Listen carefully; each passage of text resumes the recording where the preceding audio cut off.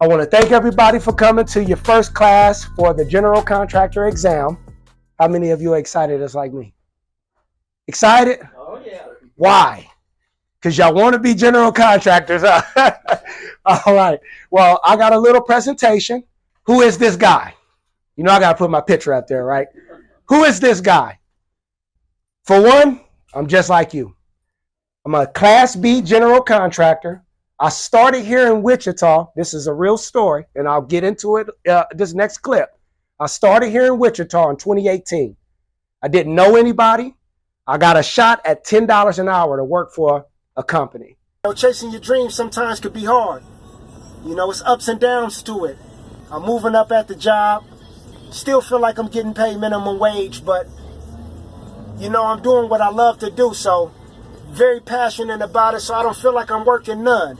I'm learning every day because in the future, you're going to see me with my own company doing my own thing.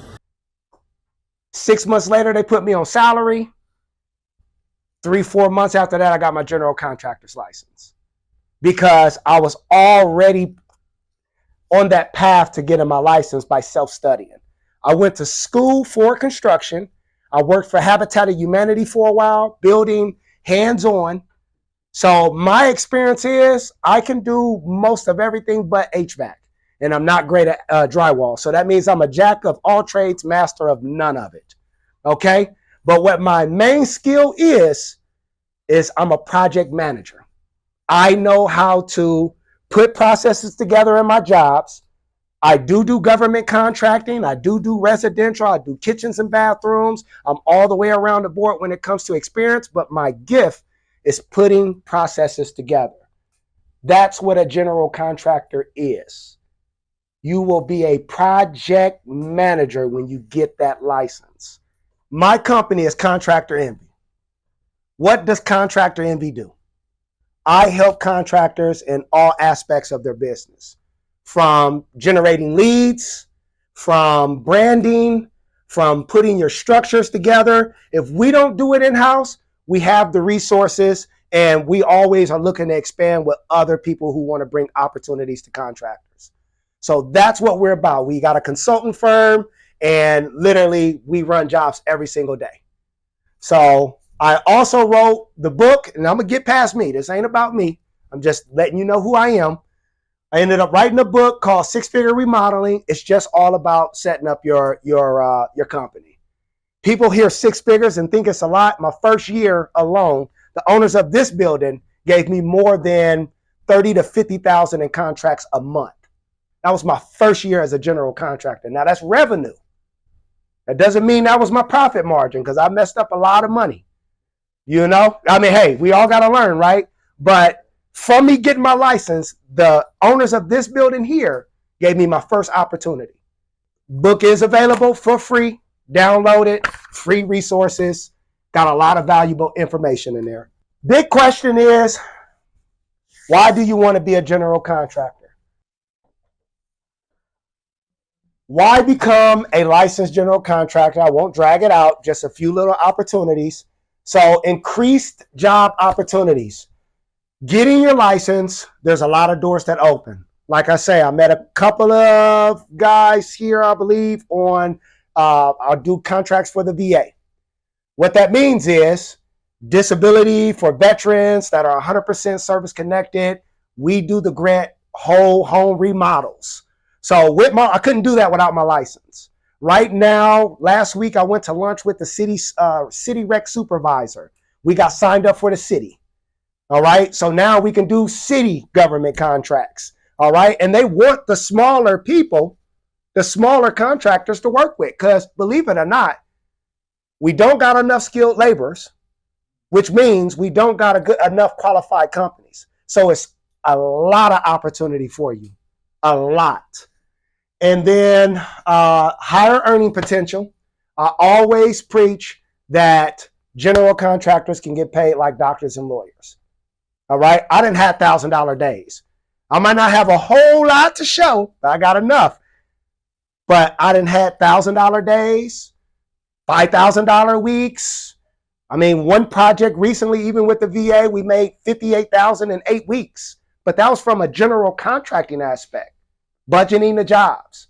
So higher earning potential is whatever you want to create. Greater credibility and trust. When you have that license, as you already know, when you're filling out that documentation or you're going to get some type of licensure with whatever department, this is going to add value.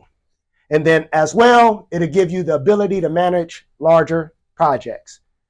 But don't think just because you got a license, you'll be that much more successful. It's still going to take work in the business to make it successful. What are the different licenses? We talked about it.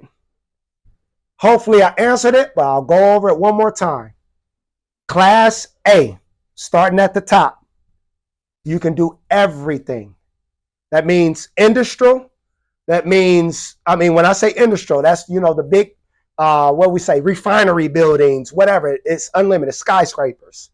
It says all types of buildings, no height or occupancy restrictions. Projects, high-rise buildings, large commercial projects, industrial facilities, multifamily residential buildings, and the experience is extensive experience with large complex projects. The Class B is going to be residential and commercial buildings up to 3 stories. Just up to 3 stories. So that's small to medium-sized commercial buildings, multifamily residential buildings, custom homes. The experience with residential and small to mid-sized commercial projects. And when they're talking experience, they're just saying what kind of experience you can have, right? Class 1 to 2 family, all right? That's a duplex and a single family home. Also, you can do townhomes up to 3 stories.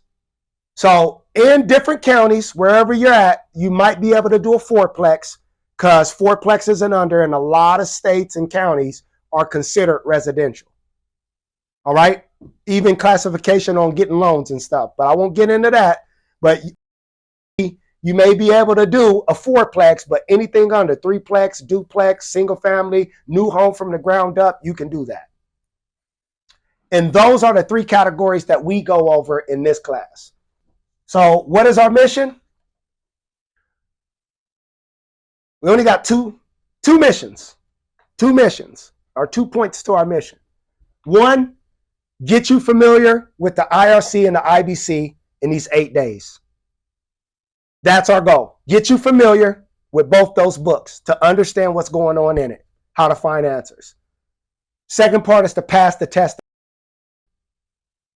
That's our mission. If you don't pass the test the first time, you have lifetime with us. We're not going anywhere. What we mean by that is you can come sit in the next class. You can call me for one-on-ones. I'm going to invest my time because I want you to be successful. Do take advantage of the community, though. That's what the community is there for. So go back and do the studying. When I say I didn't take a class, I bought the books. I went through the books. I did blueprint reading. I put the work in extra. You're going to have to do the same thing too. You're going to have to. Some people might be able to take this class and just go with it, but put that little extra 45 minutes a day in. Extra 45 minutes a day in. And I guarantee you will not regret it. It's an open book test. 80 questions, 4 hours. So here is a breakdown of a Class C 80 question test. 11% of the test is on footings, foundations, and crawl spaces. 15% of the test is on building planning. All right. 7% of the test is on masonry. 13% is on floors. 14 on walls. 10 on roofs. 7 on fireplaces.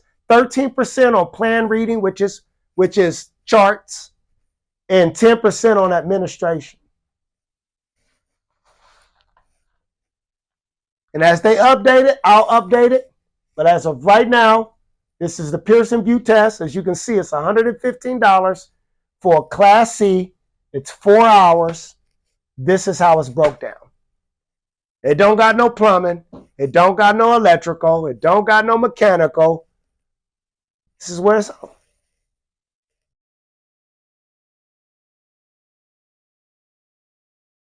So I'm a big reader, avid reader, and there was a book called The New Tycoons.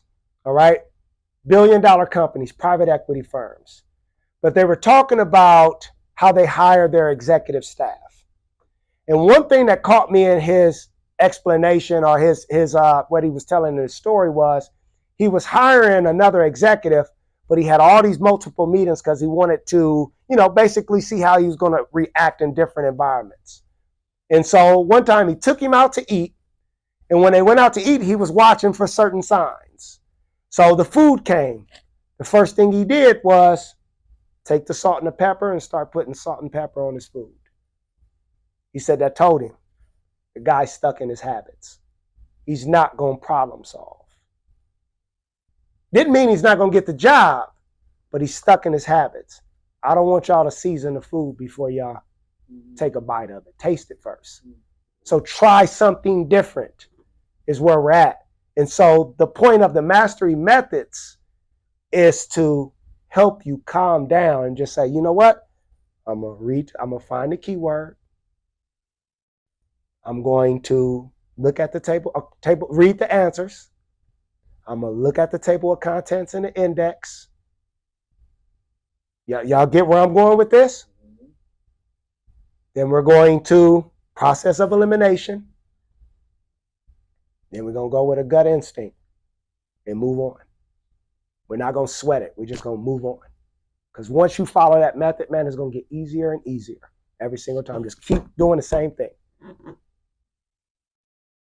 All right? That was kind of contradicting, but taste the food. All right, bro. As you can see, ain't no stopping us. Best in the city, we can build a house. If you can dream it, we can help you out. Contractor MB, know the best in town. Contractors messing with us, say we go crazy. Drywallers, electricians, yeah, they go crazy. HVAC technicians, oh no, we go crazy. We be going crazy. Carpenters going